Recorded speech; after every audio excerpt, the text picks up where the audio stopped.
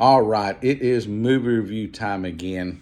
And today I took the opportunity to see the new Fast and Furious movie, Fast 10, Fast X, whatever they're calling it.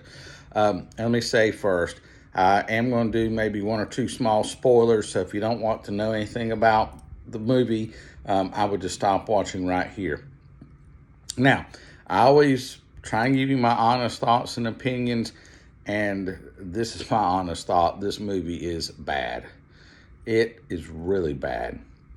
It is the worst thing I've seen this year so far. And in my opinion, one of the worst sequels ever. I know this is a summer movie, and summer movies are supposed to be, fun and loud and just sometimes over the top and all these sort of things, because we think of the summer as a time to kind of relax and enjoy, and we don't want to think a lot, and put a lot of effort forth, and that's fine, nothing wrong with that. But this movie is what I call the Armageddon effect from the movie Armageddon. It's just one crazy, over-the-top, ridiculous thing after another. I know we got to suspend movies, you got to suspend your beliefs, and you got to think that, okay, that could possibly happen.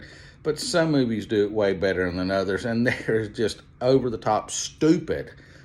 I'm surprised Universal even went forth with the with the script. And then once they saw Final Cut, they said, oh, well, this is what we want to release.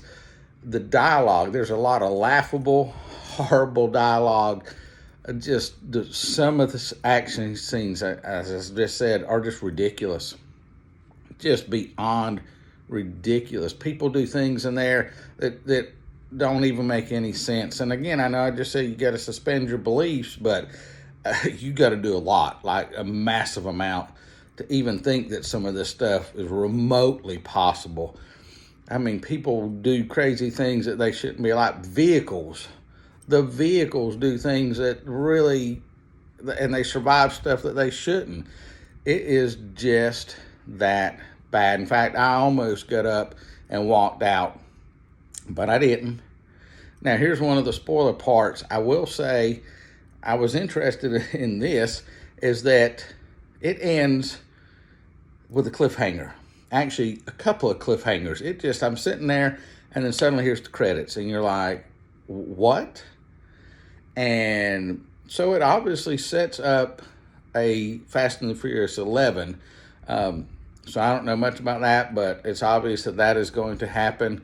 The way, again, this is done, you're going to have a Fast and the Furious 11. So Universal must have been banking on that this is going to make a lot of money. And I think they're predicting overseas, I want to say I saw about 250-ish, or maybe it was overseas and in the U.S., about 250, 300 opening weekend. You got to remember, most of these movies have made, or a lot of the more recent ones, have made over $1 billion worldwide at the box office. So they've been money makers for Universal.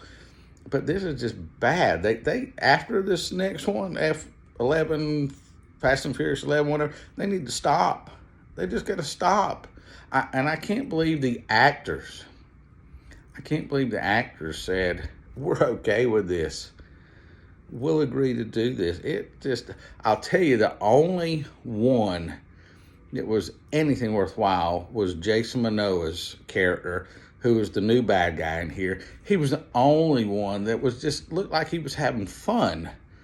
Just looked like he enjoyed himself.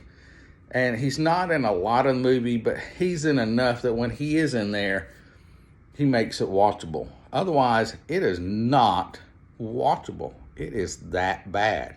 Like I said, it's the worst thing, in my opinion, I've seen so far, which means I'm going to give it no stars out of 5.